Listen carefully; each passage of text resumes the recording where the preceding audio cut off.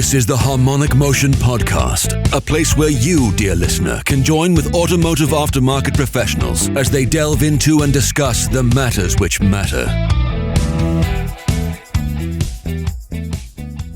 So I'm delighted to welcome for this episode longtime friend of myself, Andy Crook, of the Garage Owners Network. And I've got Andy with us today to discuss the endeavours that he's making with the Garage Owners Network, to understand what it is, what he's trying to achieve, and the mechanisms by which he's doing that. And we're going to have a general conversation about garage owners and the network that Andy's created, and some of the initiatives and detail and subject and the emphasis behind that. And I'm sure Andy will probably dive into lots of other subjects along the way, but hearty welcome to the Harmonic Motion Podcast. Really appreciate you being here and giving up your time, because I know it's uber valuable at the minute. Thank you very much, James. It's an absolute pleasure to be here.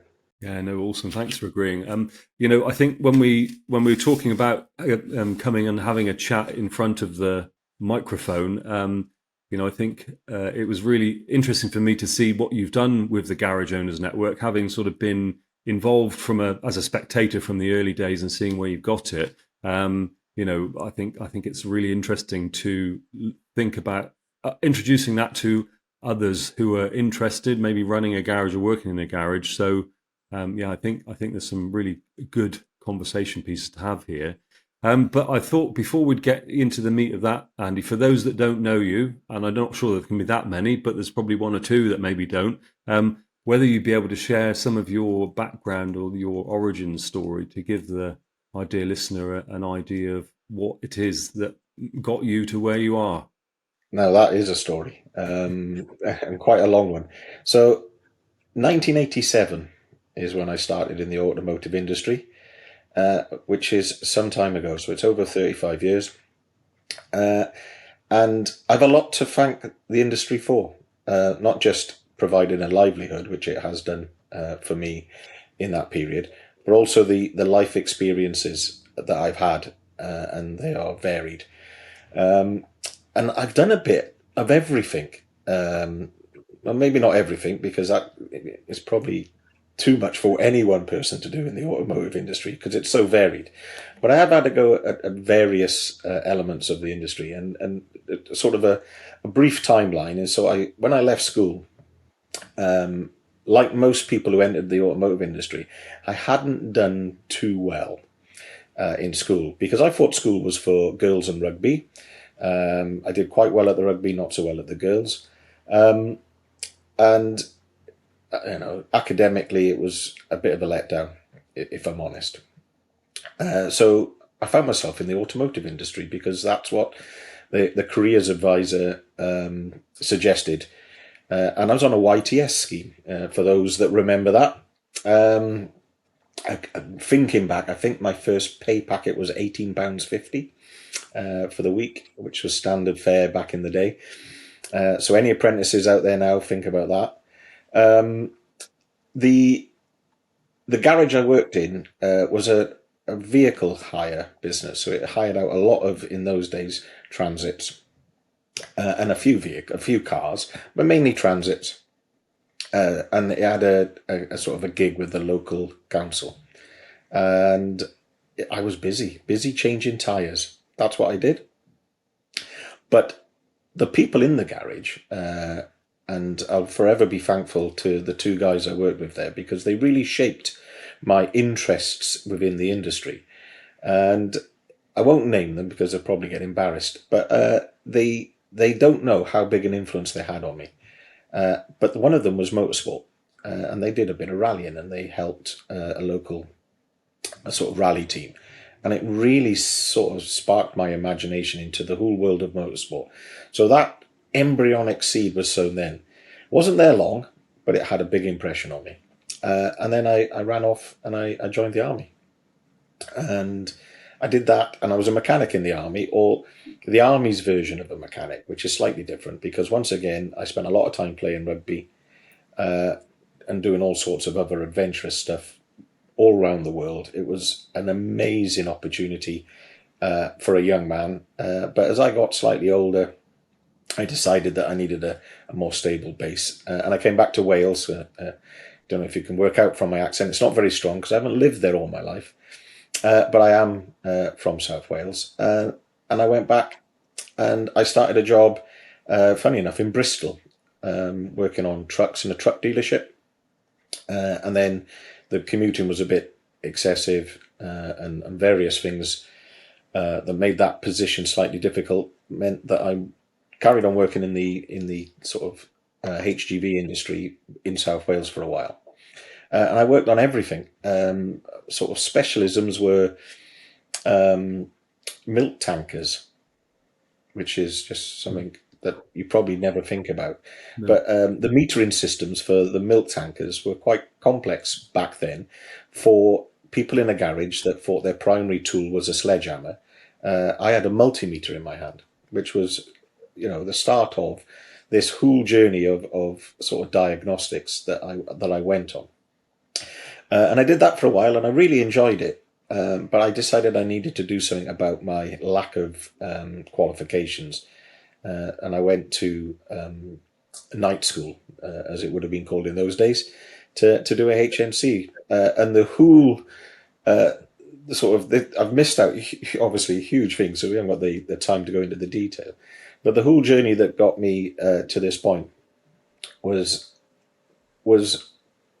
full of, if you like, amazing characters and amazing experiences, and the variety of jobs up to this point that I'd been involved with and things that I'd done, I don't think you can get in many industries. And the change, even at this point in this industry, was absolutely staggering. From what I was working on the YTS to what I found myself working on the next time I looked at a car in any real sort of detail, was a quantum leap. And we're talking sort of the late 80s to the end of the century. And cars had changed totally. And trucks had sort of started that same journey, but I'd kind of got out of the truck world just before they had their big quantum leap. So I remember going to Iveco on a training course for the new Stralis tractor unit, and it had automatic closing curtains, and a dash that looked like the PlayStation. And there were people on that course, should we say, traditional HGV mechanics that were questioning their career choice at that point, because there'd never been anything like this. I mean, everything in the dash of a truck up to that point had kind of been analog, and this thing was totally digital. And just looking at that, I had the realization that my current level of understanding and training and education beyond training, because I think those two things are separate,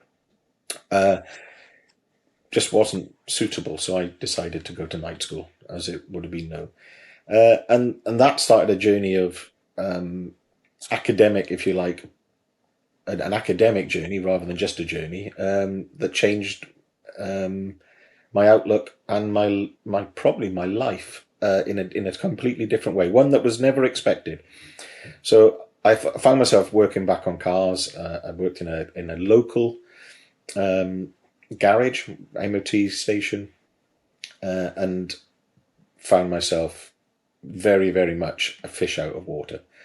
But I stuck at it, and then another opportunity come along, more or less because of the opportunity. Well, because I'd gone to night school, I got in touch with some people. I ended up working for a large tool company, where I met you, strangely enough. Yeah. And the opportunity that was something I'd never considered. So I'm still working in the automotive industry. I'm selling equipment to begin with, and then doing diagnostic tooling. Was to be up in front of people speaking and passing on knowledge, which was never on the radar. It was never a choice. It was never going to be in school, if I bumped into any of my old school teachers now and said, you know what, I became a teacher, they would look at me and go, wow, talk about poacher turned gamekeeper. I mean, I was a pest in school. that you could, and that is, I think, the beauty of the industry and my journey within it. It isn't, I wouldn't say it's typical, but it's not one that nobody else, who somebody who's watching this thinking, my next career move, what could it be? Well, it can be absolutely anything within this industry. And that is one of the things I love about it. And it's why I've stayed in the industry. I've never done a job that's not been linked to the industry. So when I started, I went away, when I left Snap-on to become a lecturer, because the job we were doing in Snap-on at the time, or I was doing with the team, involved some training, and I didn't think we were effective at that. I thought we knew a lot. The group of people were some very talented guys there, but I didn't think we were being effective at passing the learning on in any way. It's the first. It was sort of my introduction to planning, and we'll come to that, I'm sure, in a bit. But planning lessons and planning your learning objectives and knowing what you wanted to get out of it, and then asking the delegates what do they want to get out of it. You might find that you are at cross purposes. They have a different objective to the one you set out to do. And the skill in that is then achieving both of those objectives, because you know what they need to know and they know what they want to know, and it's getting that across. And I was totally ill-equipped to do that, so I went off and became a lecturer, and I did that for a few years, about 5, and then I realised that probably that really didn't suit me. The reason I didn't like school was probably the reason I didn't like that job. It was too constrictive for me. I need to have freedom, and there just wasn't enough freedom within that. You had to teach what they said, that not whether that you felt that was going to be of any benefit. You were constrained by the syllabus, and I didn't like it.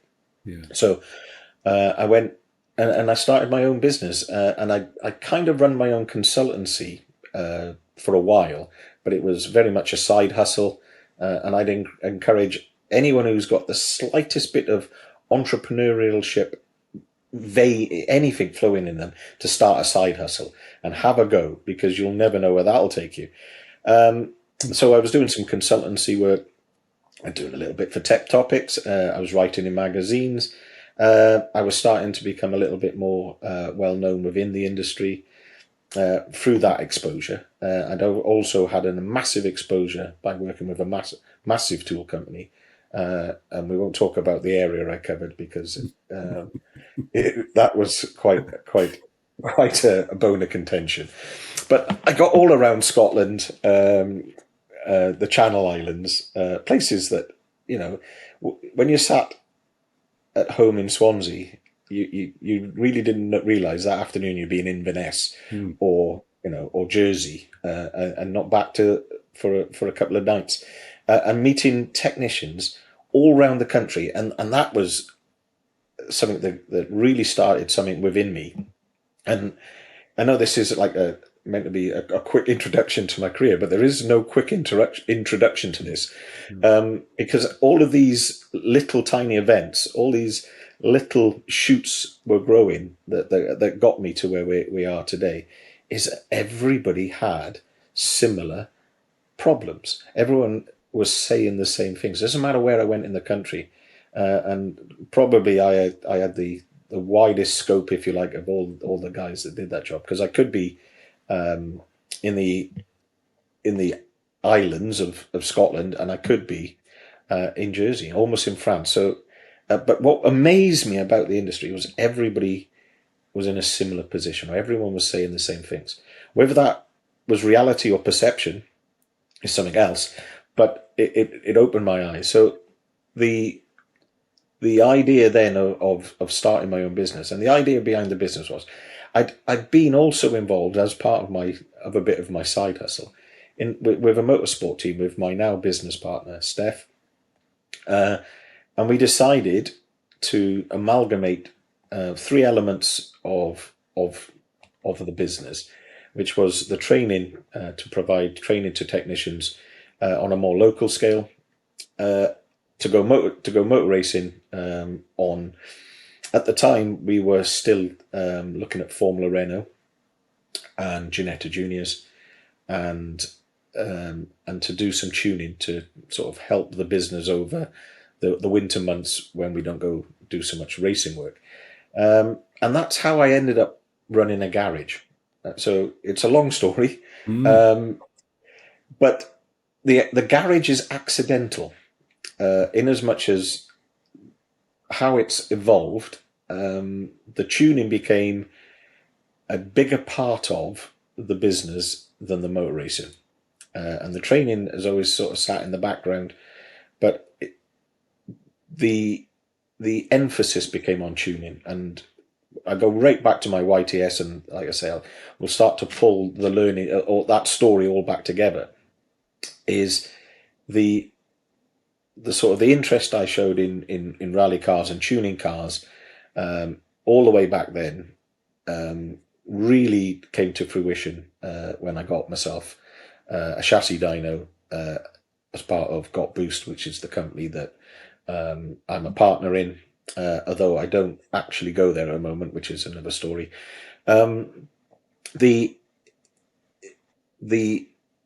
If you like, the ambition to have a dyno and tune cars started when I was 16 years of age and left school. It took me a while to get there, but I did it. But it was always part of this. If I'm going to use the word vision, but I didn't know that then. It was just a dream. And the difference between, I always say, a dream and a plan is the steps you take to make it happen.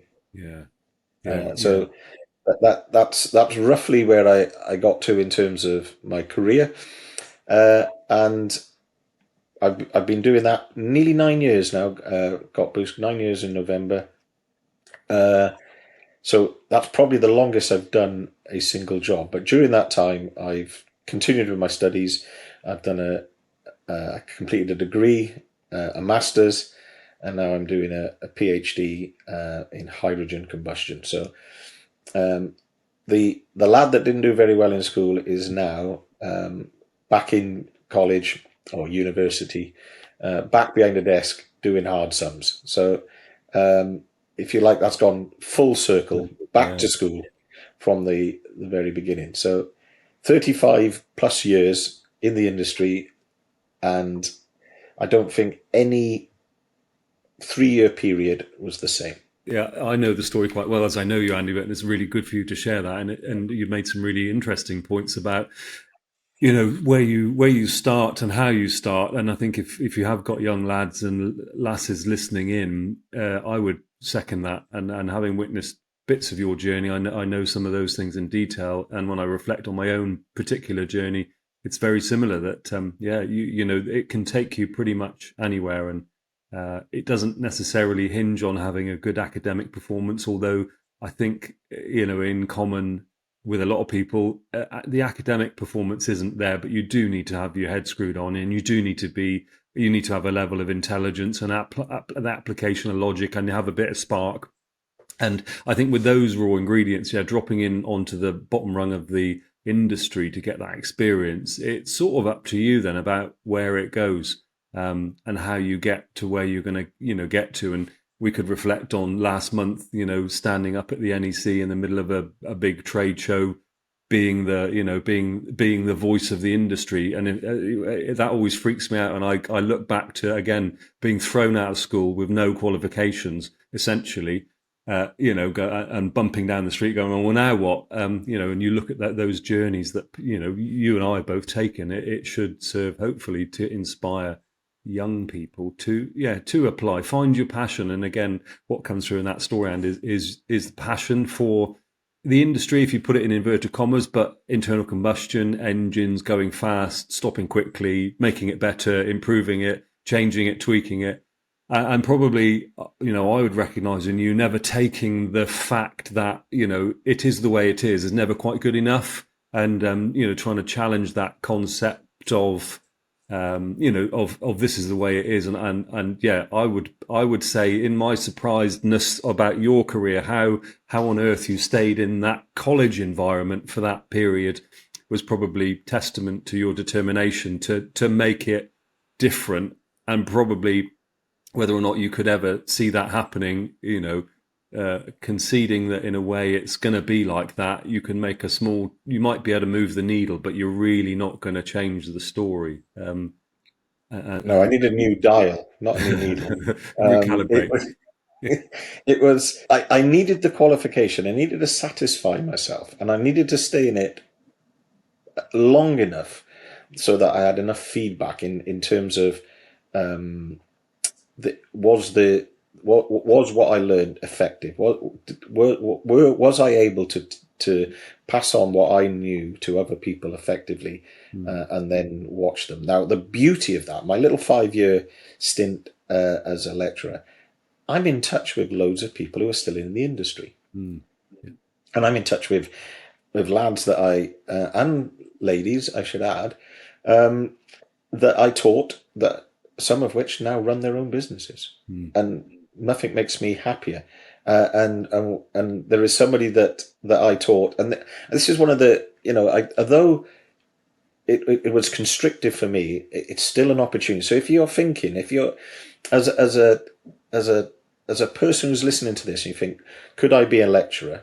Well, you don't know unless you do it, and we need good lecturers. We need inspirational people there. Yes. So the more of them, the better. So here's a great story. So I won't embarrass James by telling him his name's James, his full name. But when I graduated from my degree, I was sat next to a young man called James, who I made sit on upside down clutch plates during lessons because he was always falling asleep. Now, I believed in this young lad as I saw him at the time, but he was clever. He was very, very, very interested in the subject matter of cars, and he told me he wanted to go to university, but he was always asleep in lessons. I thought, I'm not that boring. Well, maybe I am, but nobody else was asleep. Yeah. And it turned out that he was working shifts in McDonald's to pay his way. Right. And he was obviously working overnight and struggling in lessons, but his work was of a really high quality. So when I was sat next to him when I was graduating, and we were sat next to each other, and he was getting a first class honours degree, sat next to the bloke who he shook by the hand and said, you're the inspiration for this, and I'm sat next to you getting my award, and I'm sat next to him getting my degree, and he's getting a first class honours degree sat next to him. I'm thinking, you know what, the 5 years was worth it for that one story. And I honestly believe that, but he wasn't the only one. And don't get me wrong, and don't. If I didn't mention you in that, don't think I think any less of your achievements. But it's just an example for people. So although, as I say, I did struggle to move the needle in terms of the change I felt that particular part of our industry needs. I still think we need, more of people like ourselves to be involved in the development of qualifications, the delivery of qualifications, and changing the landscape of the future for young people, or not, maybe even not so young people, anybody who wants to enter this fantastic industry. Yeah, absolutely right, Andy. Absolutely. Yeah. And inspirational lecturers are again probably responsible for my own personal endeavor. There's a particular guy that I know that I was a big pain in his backside, so I could have been that character in that story, and he took time, personally to invest and to hook into whatever it was behind this absolute pain in the ass young kid that didn't really want to be there but was sort of interested. So you're absolutely right. I think lecturers working in the constraints of both the establishment of the college or university, and also within the constraints of the qualification, and also within the constraints of the system. I often look at that and go, how on earth do we ever produce, quality candidates that can come to industry when you look at sometimes, the way that that's structured? And fair play to lads and lasses who are lecturers that manage to work under that level of pressure. I couldn't, I'm afraid. My free way of thinking just would not calculate and compute. And I think I'd end up burning the place down or wrecking it, or reacting in a negative fashion because it wouldn't change. Yeah. And when you see that, the ability it needed to, but No, that's a really, really awesome story. So inspiring others. Yeah, I think that's commonality again of being into training. And I know, you do a lot of that training and inspiring others. And I think that for me is the big tick that we get from sharing knowledge and inspiring others and asking questions and not necessarily expecting the right answer, but getting the thinking about thinking going. Yeah. So, Anne, what does a day in the life of Andy Crook look like at the minute then? So, sort of, what if we snapshotted your week this week? What sort of stuff? What would your calendar look like? What sort of things are you up to? If we just take this week as a snapshot, I'm doing a literature review of underexpanded hydrogen jets. So I've been trying to rub the white paint off my calculator, off the numbers of my calculator, which, if as I say, and my especially my maths teacher saw me trying to do that now would have a little giggle, I think. So yeah, that's been this week. So it's been pretty much full time maths and writing. So I can't remember how many words I've written, about 7,000 on the tiniest aspect of a tiny thing, which is what a PhD is really about. So what makes me giggle about it is the ambition to have a PhD came about 10 years ago, when just before I started my own business, I decided that I wanted to get if you like, the highest level of academic qualification I could achieve as an academic qualification in something that I'm passionate about. And the actual subject at the time, I had no idea, but I knew it was, I wanted to have a PhD in something. And I wanted to be, if you like, the crowning glory, if that's the right term, or the recognition of the overall knowledge I have about the industry or something that I'm passionate about in the industry. And as proof, but not proof to anybody else, because that's not what it's about. It's about proof to me. And I want to be, because I have this conversation with you a lot when we're sat down after presentations, and when we often stay together when we go to things like Automechanica, to have that sort of challenge of having a conversation about and I often ask the question, what makes us experts? Why are we chosen to do this? Mm-hmm. And it's not about, I don't think it's just about the knowledge. I think it's about the stuff we've just talked about, the inspiration, if you're probably going to ask questions in much wider topics than this, but who's responsible for, if you like, signposting the future? Someone has to do it. And I know we spoke recently about who are the next generation of these people, because the reason for my week looking like it is, I haven't picked up a spanner in nearly 18 months, I expect. I did have a multimeter in my hand on yesterday, but only to pass it to Greg. But I don't want to get these dirty. The week at the moment is full-time education, so I'm full-time working on my PhD right now. But I still pop into the garage. I try to do it once a week, make sure everything's okay. If they're stuck on anything, put my 2 penneth worth in without removing, if you like, or becoming overbearing. I don't want for them to think that, they leave the difficult jobs for me. What I'll do is I'll go in with a more difficult job and ask a question and then leave, in that sort of, what was that? And leave them to think about it and then send a message later. So, yeah, so it's more direction, the input in the garage, and having a chat with my business partner, making sure, it's still the right way up, or we haven't capsized, and things are carrying on. So it's very, very different to what it was 5 years ago. Yeah. My daily routine. Yeah. No, and testament there, and to challenging yourself, and we'll cover in a bit, hopefully, how you've managed to achieve that, because that in itself, the story that enables you to do what you're doing is quite interesting, and it sort of knits into the bigger part of the story, which I think our listener will find immensely interesting when we think about being a garage owner. You also mentioned going to almost back to the commercial side of it, side hustles.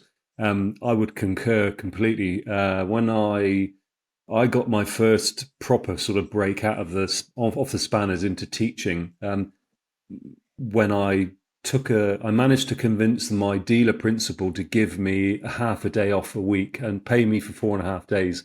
And the other half a day, I've managed to get a part-time teaching role in the local college. And so on a Wednesday or a Thursday, I'd take this group of spotty youth who really didn't want to be there. And there's me wet behind the ears, barely got my mechanic stabilizers off myself, aged 19 or 20 as I was then, but had that ability to sort of talk about stuff and to maybe have a different perspective and view on it. But I had a side hustle. So I had a side hustle when I was being a mechanic. Every mechanic has a side hustle because they're making, rightly or wrongly, they're buffing up their wages of a weekend, fixing other people's cars. And as you move through, I think having a side hustle changes. So my side hustle then became sort of training. So I was doing mechanical work and then I was doing training. And then I got a job with Krypton and I was doing training, and then I was doing writing and other training on top of. But you're absolutely right. I think that the ability to have a side hustle and commercialize an idea and go through the pain, the growing pains of what it means to be in charge, and actually the buck stopping here, and other stuff like about, okay, so what is it? What's the direction? What's your product offer? How are you going to deliver that? Where's the value? What service are you providing? Does it work financially? Does it work from a satisfying the need? I think I would agree 100%. It is a side hustle is a brilliant, I would say, paddling pool where the big old ocean is out there, but you can paddle around bossing it like you're doing the butterfly when in fact you're only in 4 inches of water, but working out where the edges of the pool are and how not to the water's not deep enough to sink in a big way. You might get a lung full of water, but you'll soon be able to be upright. So yeah, it's really interesting, that side hustle, what that teaches you, I think, in terms of a mini apprenticeship within whatever your life journey is. The side hustle is awesome, and there's some really good lessons. What I'd like to add to that, James, is if you are entrepreneurial and you do have a side hustle, it is, if you like, the ideal place to start getting some business education for yourself, albeit experience-based education. Yeah. Because there are, and I'm sure we'll get onto it, there are many great technicians running very, very average businesses. And the book, The E-Myth, it explains this best. But being a great technician doesn't make you a great technical business owner. No, really good point. Your passion for your passion for your thing. There is a what would I say? Your passion for your product or your niche has to be supported by a very foreign set of skills that don't necessarily replicate or are in line with the technicalities of your thing. Yeah, and the E-Myth is a brilliant book at phrasing some of those things, that you the elements of the role, the technical bit, the managey bit, and the strategist bit are quite well summed up in that book. And I would say, yeah, you can recognize that by the mistakes you make in your side hustle of what bit was missing. Why I made that mistake is I wasn't strategic. I was being very technical, or I was managing, but I wasn't technically. The errors all drop into those categories, don't they? The reason it went upside down was because I'd focused incorrectly, or I hadn't applied the right level of one of those things. So, yeah, it's a great, it is a great nursery of building a business, I think, if you have a side hustle. And there comes a very interesting point, when we think about a lot of garages who go from technicianing to business ownership, that little journey's actually has got a major bias built within it, which means that they land in garage land with a different perspective. And there's a really interesting transitional move that has to be taking place. So when you go side hustle, I'm bossing it in the workshop, I'm doing all my friends and family's cars outside here, that's becoming almost paying better than my main job, and now I'm ready to go. I think I've got to hold up the big red stop sign there and go, you're now ready to think about going, but and ... And I think we'll get into some of that stuff, because if only before they leapt off at that stage, there were 2 or 3 things that they could do, and I'm sure we're going to get into that, they would leap into a free range business owner, if I can put it like that, clucking around the farmyard, and they would be able to boss it. So yeah, the transition to side hustle has to be done quite well, and there's a few things I think that would make the transition be awesome. So yeah, I think we'll be able to cover that. So you're talking that, and about some of the witnesses, or some of the things that you have witnessed with friends and colleagues and people that are currently in business that are majorly good at technicianing, but maybe not quite so good at managing. And that, I'm guessing, if we think about then the garage owners network group that you've set up, maybe you could explain in terms of what we just discussed then, what was the objective really in getting that going, and what was if we say the objective, then what were the aims of your organisation that you've now established, Anne? Yeah, it's a really good question, because it needs to go back a few years, back to the COVID period, when things, the wheels were falling off for a lot of people very, very quickly at this point. We were about to go into a lockdown. I was stood in my kitchen. I can't remember why I was stood in my kitchen. My phone was going, and I answered it. And it was, I always check who it is before I answer, and do I need to speak to this person? Which is relevant because I've just been writing about urgent and important tasks. And the phone ringing for lots of people feels urgent and important, but for me it's just a phone ringing. And I had a look, and it was you, and I thought, well, that might be interesting because of the situation we're in. So we're just about to head into a lockdown.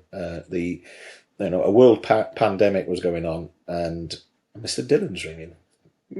I'll answer that.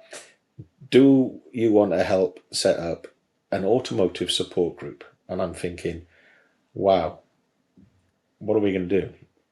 Obviously, for anyone who joined that group, you now know what we did.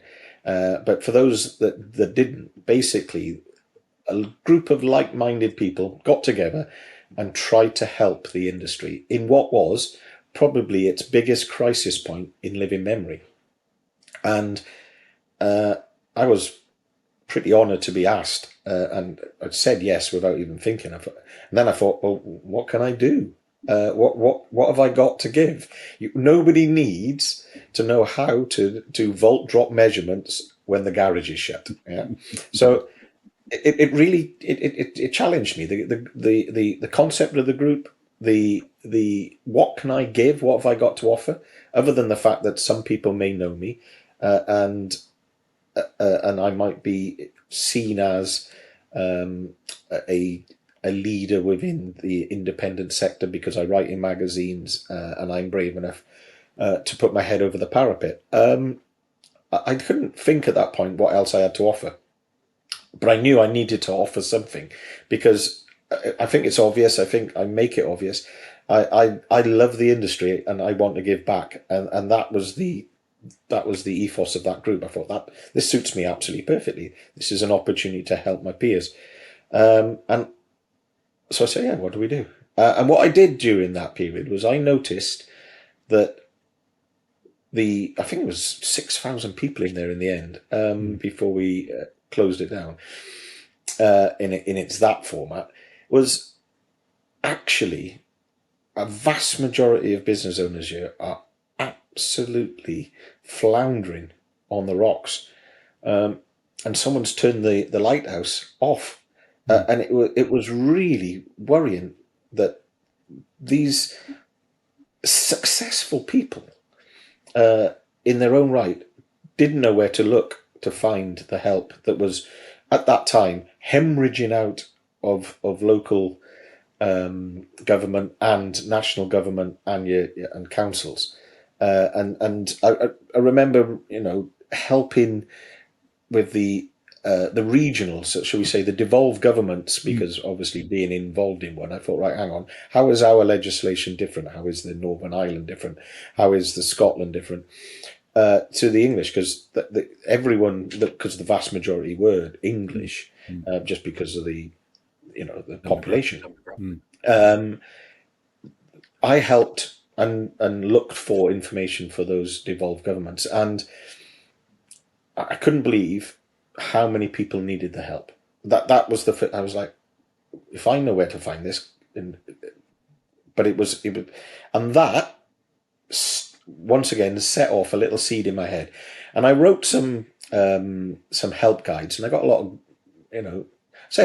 some feedback from it, and I felt, well, there's a chance that this is what the industry needs: help in business, help in running, and where to find stuff, and that's what started it off. Now, coincidentally, a couple of years previously, I'd done a piece of work that I thought was absolutely brilliant. Right? I thought, wow, this is it. Right? The Business of Diagnostics, the course was called. I would have thought, wow, this is a game changer. This is going to flip the industry on its head. Yeah. The timing was probably perfect, and I was looking at it thinking, I've got it. This is it, and no one wanted to come. I could not sell the course. I couldn't get people interested, and then the pandemic happened, and I kind of put that to one side. But what I realized is if you can run a business based on just diagnostic work, which is what that course was about, you can probably run an automotive business, because diagnostics, or a diagnostic job, is the hardest thing to sell. Yeah. It's the hardest thing to base a business behind. So I took the learning that I'd started, which was scratching the surface, if I'm honest, on running a business. And the reason I'd done that was, although my business was seen as successful, and when I say and I think you can measure success in many ways, but we were successful on the circuit. We were successful in terms of fixing, tuning cars, and we were reasonably successful in delivering training. We didn't. I wouldn't say we didn't get as many people in training courses as I would have liked, because I think that's the challenge. But financially, we weren't successful. We weren't savvy enough. We didn't understand business finance enough to know that taking an asset on board would have a 3 or 4 year financial implication for our business. And the accountant was less than helpful. And what I found, this is so we get to the actual answer, if you like, is I was one of those reasonably good technical guys that really couldn't run a technical business. And while I was doing the research for the Business of Diagnostics, I started putting in place the changes, and the business changed. We in just under 2 years, we went from we'd made a 75k loss on paper. It's all rubber dollars. They didn't exist. We had a £90,000 articulated truck given to us in lieu of doing racing, which had a huge, as I understand now, financial implication for the business. But at the time, it was like, well, we can't pay you. The financial crisis had changed. Payday loans had come along and decimated one of our drivers' businesses. Well, we were contracted to run his racing team. So he went, yeah, have the racing team. We went, oh, in lieu of payment, have 3 years racing, sir. Happy days. It don't work like that. But if it was just about gentlemen's agreements and quid pro quo, we were even. But actually, we got a really bad deal out of that. And that gentleman, being in the finance industry, probably understood better than we did when we took that deal the implications. Because I'm pretty sure now I wouldn't have taken that deal, knowing what I know now. But they were good learnings. They were expensive learnings, but they were good learnings, and they forced me to learn more about business. And we started to, and I thought, this is working. Wrote the course. No one was interested in coming on the course, and the pandemic happened. So I had this, if you like, idea of helping people. The automotive support group gave me a platform to test it. It also showed me that having a Facebook group is a reasonably good way of reaching a large number of people and disseminating information, should you want to. Yeah. And that was then the idea behind the Garage Owners Network group, which was to join it. Ideally, you're a garage owner. Now, I don't go checking the credentials of everybody who joins, but I do ask you to answer 3 questions and provide me with an email address. Now, it's not so I can pester the life out of you, because I've got nothing to sell. That may change over time, but right now I've got nothing to sell. I don't run a course. All I do is I remind you when there's going to be some training on offer, which is generally every week, apart from my holidays. And I go live on a subject to do with business, running a garage business, every week for about 15-20 minutes. And I basically just talk about that subject. Generally speaking, I pick 3 things around a theme, and I make 3 points about it, because we can remember 3 things. And then a couple of weeks, maybe 3 months later, a written guide is produced, and the video goes back out again within the group. But on top of that, there's also the Garage Owners Network podcast, which anyone can listen to. And the episodes go out on there. But they go out in a very raw format, just as I do them live, they go out live as a podcast.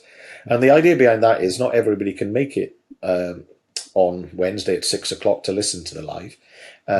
But they do exist in the Facebook group forever. So you can watch them at any time. But I think that concept's sort of missed by some people. But people enjoy now listening to podcasts. If they're driving to work, you can just listen to it. If you're walking the dog, you can listen to it. At any point, at any time, you can access now any number of different informative podcasts that can help you. And the Garage Owners Network one is solely about helping garage owners become more successful in business, because that's one of my missions that I have at the moment, is to help garage owners become more successful in business. And that is all it's about. So if you were to pick a subject then, Anne, so what subject, if you pick maybe the last couple, what sort of, so they're bite-sized as I understand, aren't they? So they're bite-sized, focused discussions on a subject. So what have you dealt with recently, maybe the last couple, to give the people that haven't seen it a flavour? Do that many, I have to look to find out. So to give you a flavour, I'd say so. The best way to explain it is I have 5 pillars of business as I think about it, and they're all interdependent on each other. But the foundation piece is planning. So one of the 5 pillars is planning. So 20% of the content is about planning, and then 20% of the content is about finance. But it's not about finance in a kind of boring way, or talking just about, profit and loss statements. And though there is some of that stuff in there, it's about application of understanding about finance. And then we look at systems, and how to build systems in your business and why you need to build systems. And there's loads of chat about that. And then we look at key performance areas, as I call them. So measuring performance within a business. And finally, marketing. So they're the 5 pillars. And so I try and do them in a kind of order. So I did one recently on content creation, which is one of the marketing ones. So how do I do content creation? How do I go live every week for 20 minutes with basically a rough set of notes? And for anybody who's watching it on the video, I'll show you what the notes look like. And there's one. Yeah, awesome. Right, that's what I write. They're just headlines. Right? You'll tell when I'm reading, because my voice changes, because I can't think and talk at the same time. So yeah, and I look down them and I talk about them. And so it's as simple as that. It's very much if you like, a brain dump is almost what I'd like to call it. So if I was to read down the last few, so preventing customer churn, which is a really interesting one. Websites, which unbelievably sounded very, very similar to your chat with Jim. There's a lot of synergy in that, and that's either because we both know what we're talking about, or we both have got no idea. I'll let the audience decide. Urgent versus important, which is the transcript that I'm currently writing. I was doing that before I started my uni work today. I do an hour every day on this because that's all I can afford at the moment. Then what's it worth, which is a podcast episode that's doing quite well. What's your business worth? How do you calculate the value of your business? Which then we did OKRs, improvement loops, content creation, 90-day cadence, variable cost, incremental gains, and primary data capture. So how do I do content creation? Well, I got a matrix, I filled it in, and I put 100 ideas in it, and then I just do them in order. So it's as simple as that. So if you want to know how to create content, either go and listen to that podcast, look it up in the Garage Owners Network, or put a table in a in a spreadsheet or in a Word document and put 100 ideas in it and do it. Oh, yeah, you're off. Yeah. No, I'm going to say, and the ones I've catch, I'm looking at some live, and I quite like the live. If I catch myself in that zone, I love to watch the live ones. But equally, following up in some of the presentation allows you to sort of slow it down and make some notes. And I would say they're jam packed, and I would attend them with a notepad and a pen. And so some podcasts I listen to, I'm happy just to let it wash over me, and it's audible wallpaper. So I'm not necessarily that engaged, but I like the flow and the ebb, and I get the G of it, and it might strike some ideas. But I'm a bugger for making notes, so I keep my phone. I have Keep Notes as an app, and I will tap stuff in as I go. But I would recommend, if you're going to listen, when you listen to Andy's podcast, is to take a notepad, because there are, again, somebody you introduced me to, Timbo Reed from the other side of the world, where his episodes are dripping with GOLD. Yours are also, in terms of garage owners, really precise and focused things for them to do. And I would say, I'm like you, an avid reader of all sorts of business stuff, books, and thinking about schemes and plans and stuff. But what I really like, what engages me with the episode you do, Andy, is that there are distinct work-upons of something I can go away and do that day. And I think the guys and girls listening with a notepad will get an immense amount of benefit from doing that, because it is, like you say, they're focused on, it's, what would I term them as, really, in terms of there's the theory of doing stuff, and then there's the application of doing stuff. And I think what you manage to do is you go down the application, and if there's a salient point that I think you're making, that they need to think about the theory, you'll mention that, but the dominant emphasis is on the tactical, the ninja application of the thing to make a difference. So yeah, go with notepad is necessary as part of that. Earphones and a notepad, yeah, definitely. And I wanted just to say, in terms of success, because you mentioned there about success of a garage owner,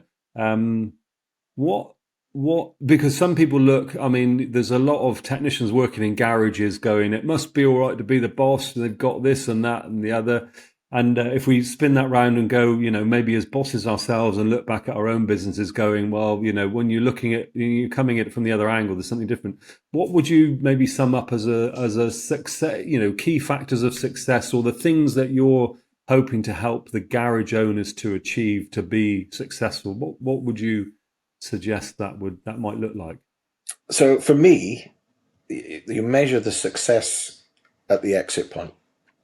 For that to be successful, your exit, your association with that business to end, for that to be successful, you must have the outcome that you wanted. Which it's, if you mentioned earlier on, if you was to give somebody some advice when they were about to dive out of the paddling pool into the big pool at the deep end, where the big boys are, I would say, when you get out the other end of the pool, as in when you're finished with the business, make sure you still have your trunks on for a start. But is know what that outcome is.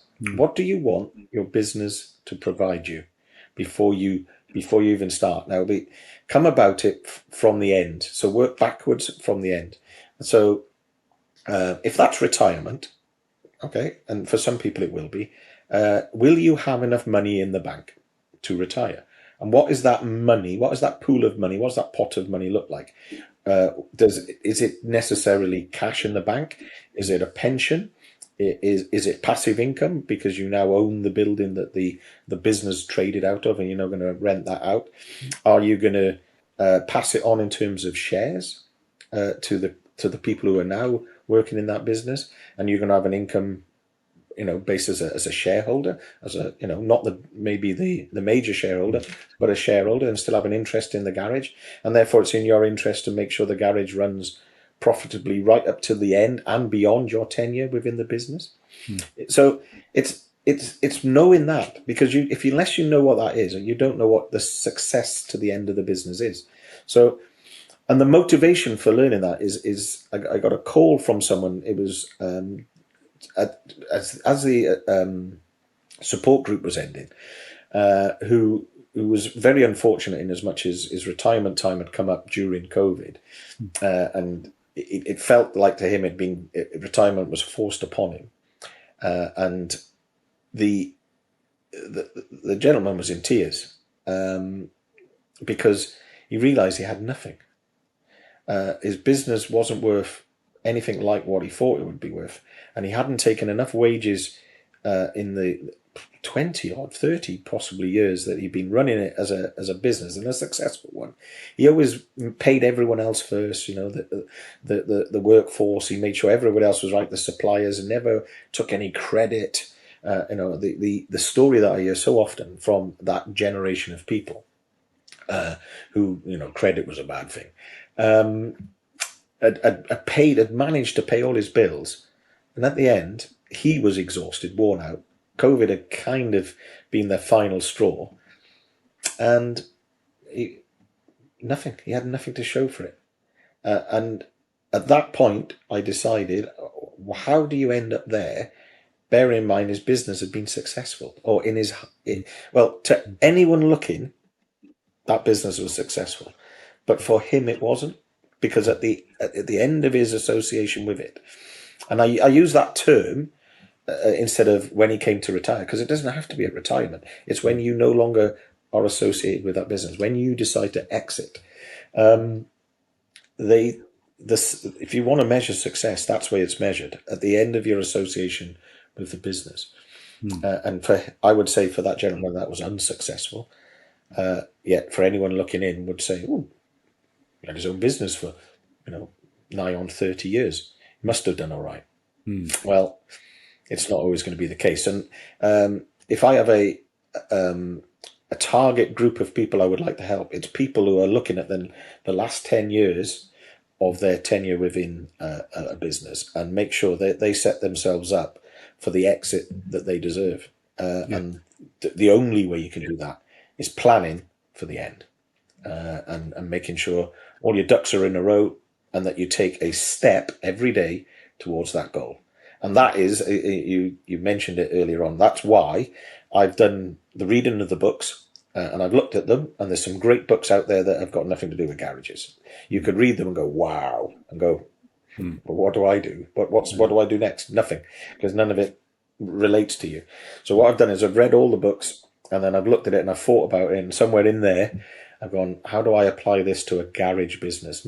Not always in mind, because it's not always feasible or practical, but here's an idea you could use, and I call them action steps.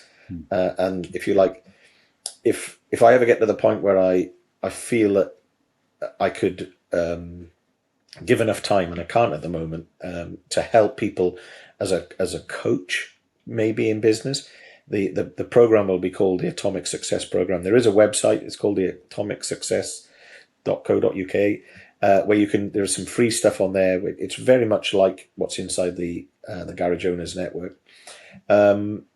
But the idea of that program would be coaching people to a successful outcome, and it's called Atomic Success. Atomic being the atom being the smallest particle, is taking the smallest steps incrementally on a journey that gets you to the end. And that's the ethos behind the whole thing.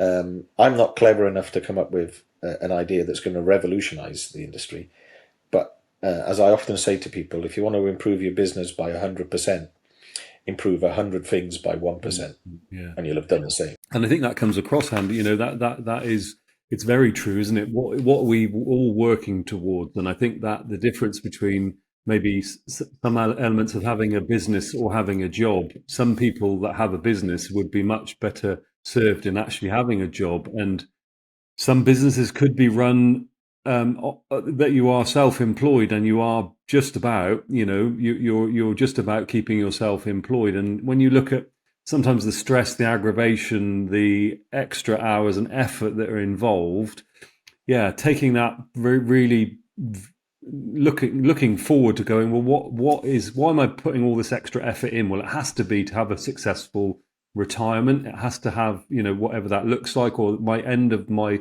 as you say, I've built this business, what is it worth? And I think it's a really benevolent perspective to have to take. And I think maybe sometimes as business owners, we don't necessarily do that. We're so focused with keeping the plates spinning, keeping the planets sort of from colliding into each other, but still rotating around the center. We don't think about that strategic view about, okay, when I get to 58, 59, 55, 50, whatever the number is, how do I exit? And two, where's the value in the endeavors that I've done? Have I built a machine that has some value, a business machine that has a value to another? Can I sell it? Or have I just essentially built a block of liability that I'm actually going to have a big problem getting out of? Never mind, springboarding off. Am I going to be lucky enough for it not to drag me down with it?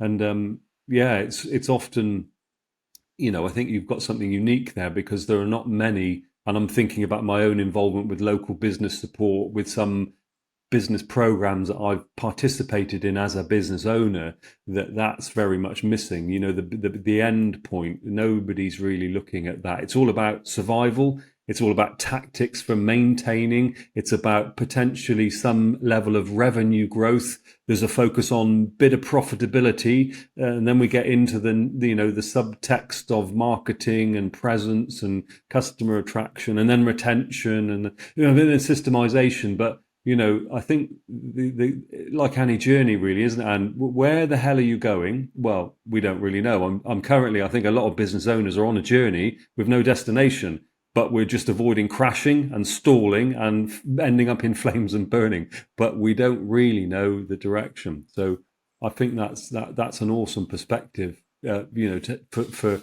people to think about that are in business, and for you to be supporting them in that endeavor and giving them some ideas and hopes. Yeah, so I think it's a really, that was why I was keen to drill into what success meant, and I think that's it really, and that's a really really interesting view. The success factor is, it's not about money today, it's not about flash cars, but it's about what is it that you're actually doing that for, and on a financial perspective. But I suppose also, perversely, some of us that run our own businesses have got ambitions and goals to benefit the bigger world, the planet, people that are in it, offering great service to those that use us for the things that we provide. There is a benevolent nature of that, but you're dead right. It has to be for the good of you and your family. And I think that angle of it, I'm very keen, to spell that out, that you're not all about, let's make an immense amount of profit today and cut. You maybe think moralistically we're compromised. I know your emphasis is really about doing the right thing, the best thing, but your focus and getting garage owners to see that end point of the destination means, you cease your association, great way of putting it, and then you do the next phase of whatever it is you're doing, whether that's drinking pina coladas in the Bahamas, or you're gonna, I don't know what you might be, flower arranging, or giving you that freedom to have the choice to have a secure next phase. That's a really built a really nice picture there of what it's all about. It's interesting you chose the word freedom, because most people go into business for that. And they're looking for two things, time and financial freedom, and seldom do they achieve either.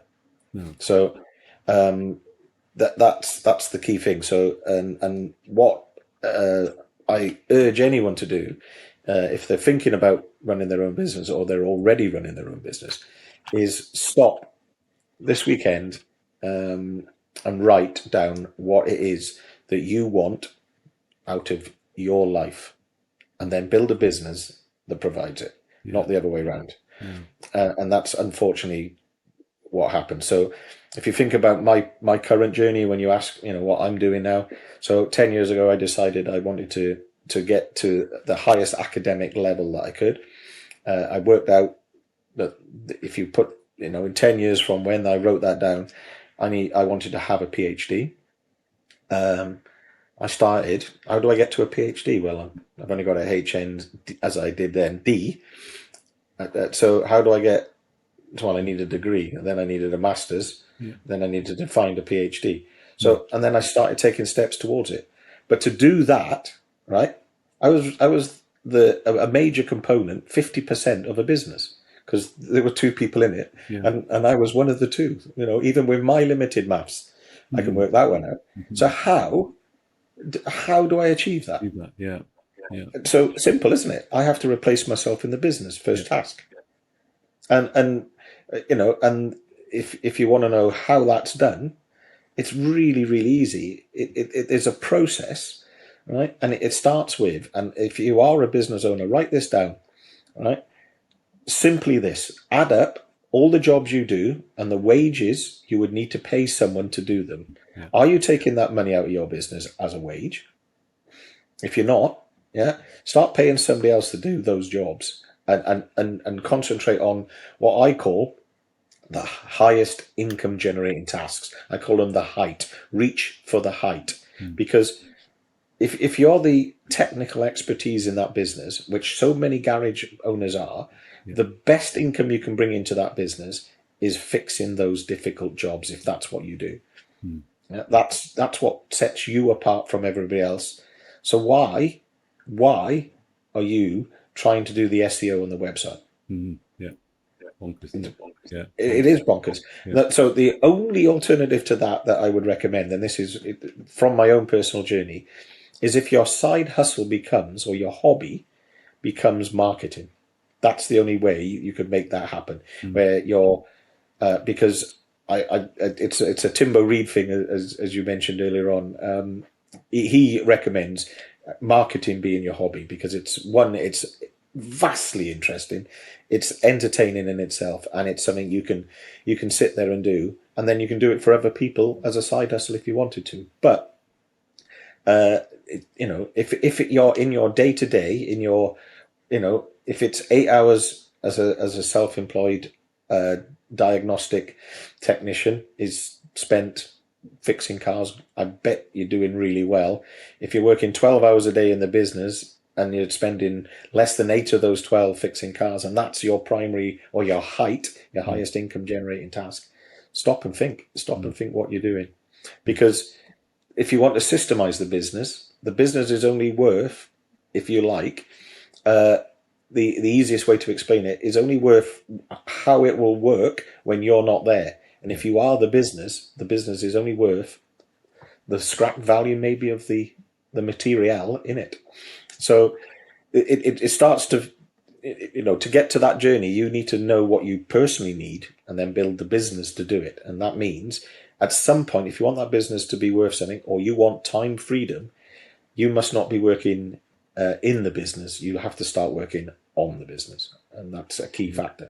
Yeah, no, and I get that, and it's a bit of a journey that we've been on here, and with systemization and changing things, and coming from being, the key person in the business to transitioning to others. It is a challenge, and I think that one of the books I must have read along the way was along those similar sort of lines. That if you're no longer in the business, does it function? Could you take time out of the business and it still does its thing? And I think there's a distinction that book made that says if you're not in the business and it stops working, you are the business. You don't have a system. You don't have a function. It doesn't work without you. It's all about you. And how are you ever going to sell that if you don't want to be part of it? It disappears. Yeah, and then you said, as you said rightly, then the assets that are in that business that you were using is all that's there, and so your business becomes you, the gear you've got, the capital assets. And then, in inverted commas, the nominal goodwill. So my customer list Surely that's worth something. And I think if garage folk look at the business that they've got today and did that analysis work of, okay, could I realistically not be here, and would it work without me? And if not, I have a huge problem. That's the big red flag, isn't it? What is it worth when I'm not here? Then they've created themselves a job, haven't they? Not rather than a business. Absolutely, and job stands for just over broke. Yeah, yeah. Because there are many lessons within this, but the more, if you like, skilled the person that is the hub of the business, is the linchpin or the kingpin of the business, the more difficult it is to scale. Yeah. And so one of the very early learnings that I took on board when I was looking at business was McDonald's. You know, do they hire the world's best chefs? You know, so how do they make so much money out of burgers? You know, ask yourself the question: how did they do it? Now, how did they get? And I had inside knowledge here because there was two young lads in the household that work for McDonald's who have never ever cooked a burger in their life. Okay, they've never even cleaned their room, as far as I was aware, and are now right able to go to a place of work and serve food to the public. And be responsible, you know, because both of them did okay in terms of the McDonald's structure, to be in charge of cleaning up at the end of a shift, to go in at night and prepare the restaurant for the following day. Two, you know, bright lads, I'll give them that, but up until that point, had no idea of what happened anywhere else. So how did they do it? How did they take, and because all of those roles, in one way or another, required an element of skill and an element of know-how. Yeah. And they break them down into almost the lowest levels, and they systemize them. And you do this, then you do that, and then you do this, and then you do that. Yeah. And you can do that for just about everything in the business, including complex work like diagnostics. You don't need to employ the best mechanic in the area. You just don't. What you need to do is you need to facilitate within your business the best opportunities for the people to do the best work, and think about how that's done, and your garage and your business will be transformed, and more people will want to work for you. And if you think about it from a much bigger perspective, you know, so I'm lucky enough to have replaced myself twice in the business, and going through that journey. How do I get somebody else to do this? And what I found very early on was I needed to outsource things that I did right at the beginning. Yeah. So why am I wasting time doing this? Just pay somebody else to do it and do something more valuable to the business and valuable to me in terms of my time. And then when I'm looking for someone just to do diagnostic work, then they don't have to write the website. They don't have to do the marketing. They don't have to do incoming calls. They don't have to do any of this stuff. Yeah, it's all done. And there's what you start to learn is a fair bit of it can be automated. And if you think about the next generation of customers who don't like to ring people, I don't know if you've noticed that there's definitely a change with young people or younger people who will use an app, and an app will guide them through their lives. I think you can order food on an app. You don't have to speak to anyone. You know, the days of ringing the Chinese on a Friday night are long over. The Chinese, right? You press a button and it arrives at your door, right? You don't even have to get off. I mean, if you didn't have to actually answer the door, you wouldn't even have to get off the sofa. How convenient has that been? They've made it frictionless, and therefore, you know, and if you think about it, a lot of that change came about with COVID, because you couldn't go to the physical premises. We were lucky as an industry; people could come to our premises. But the industries that did, they pivoted.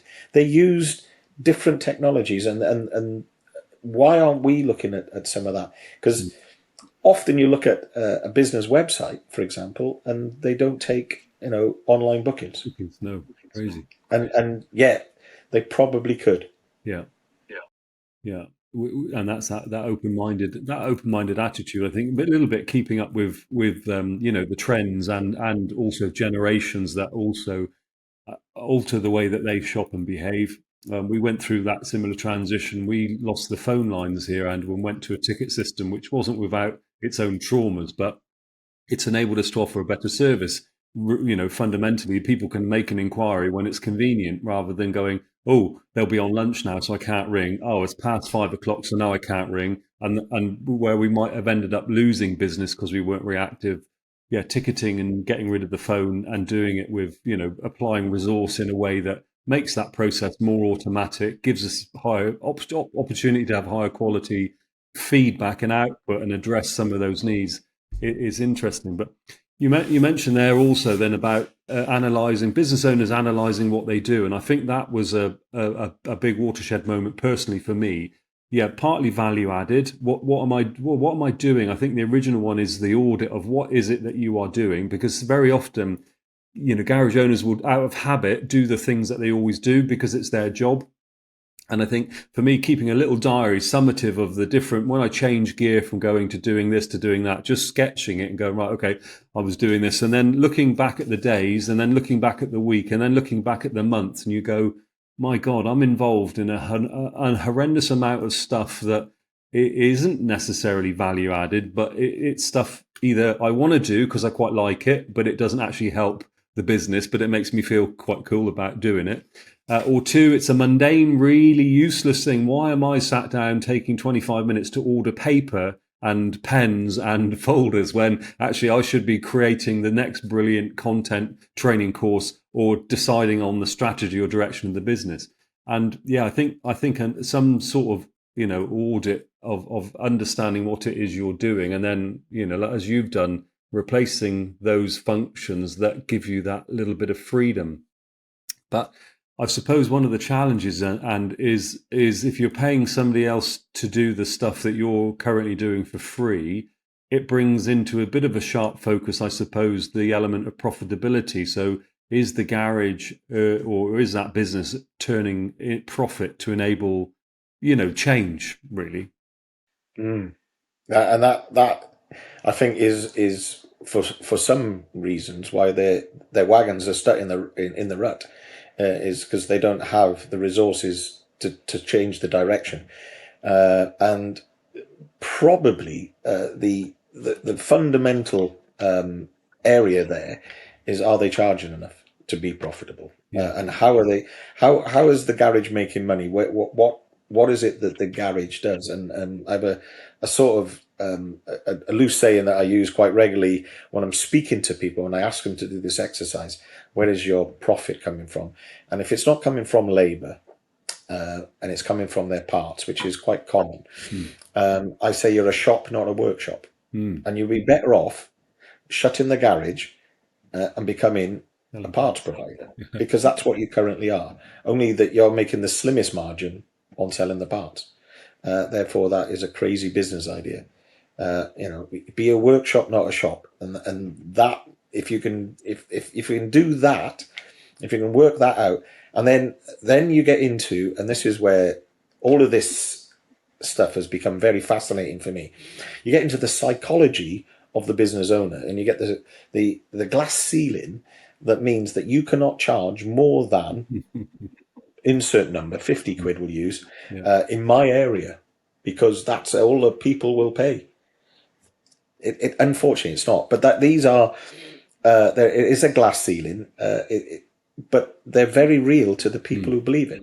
Yeah, and it's busting out of that phenomena. I mean, my garage is in an area of outstanding natural poverty, and we charge 140 quid for a diag, which is more than, I would say, most of the dealers, very, very locally to me.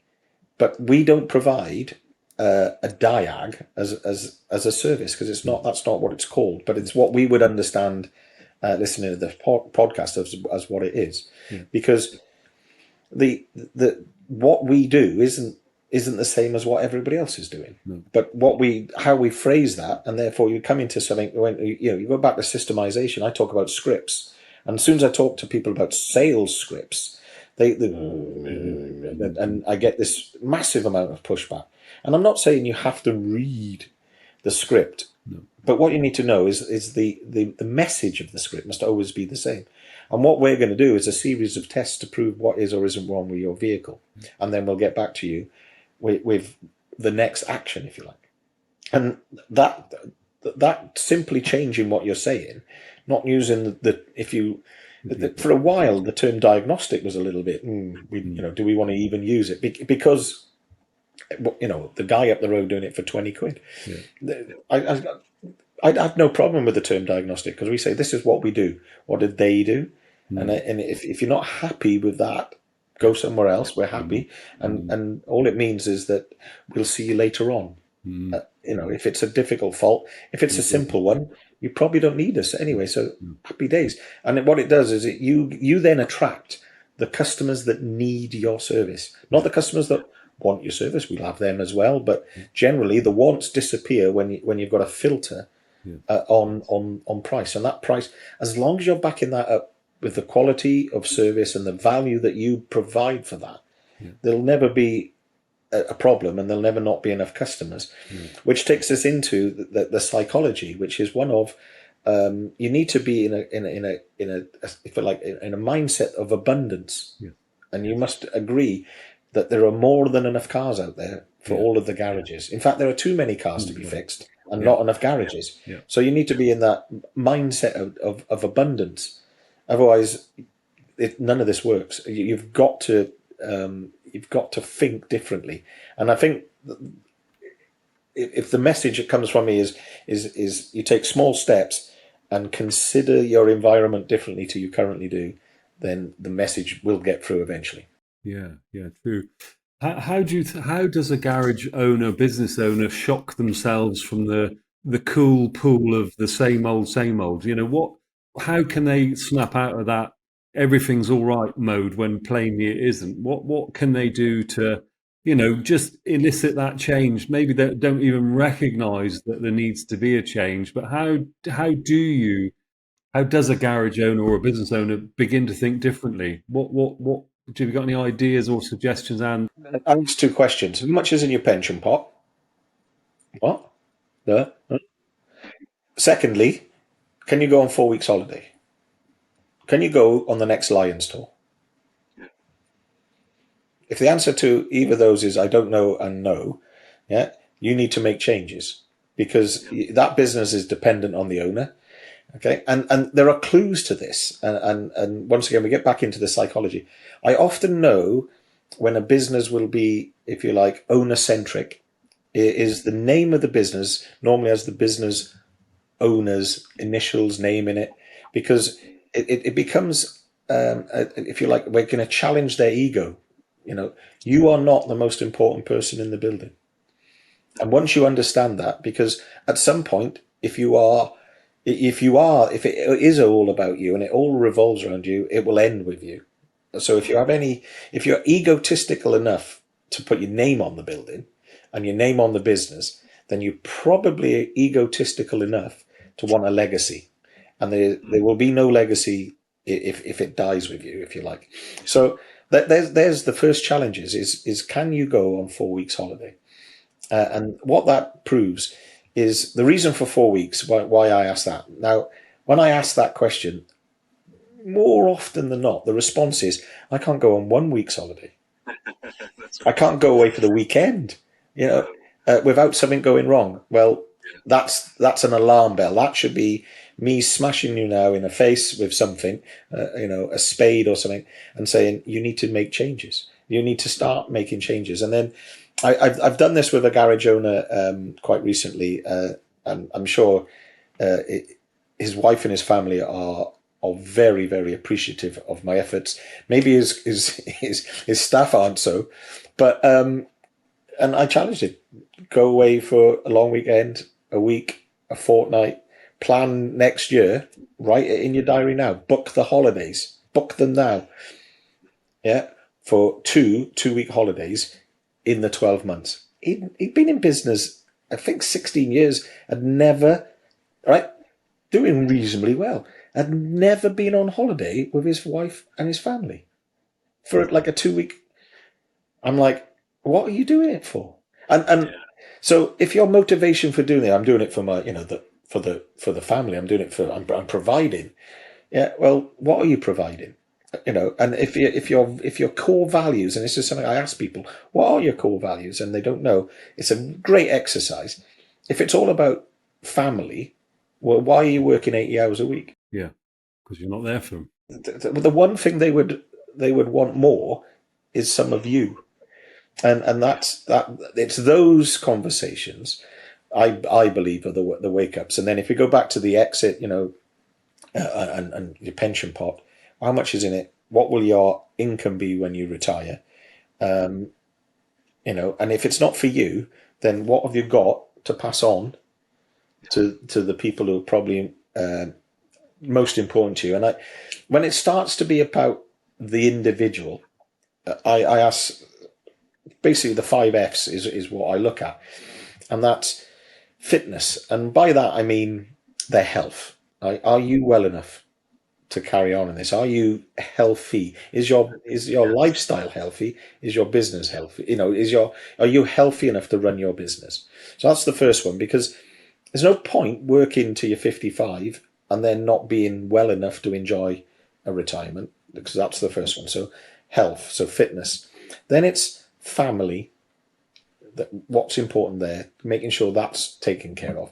Then friends, so the people outside of your normal network, your work network, your friends.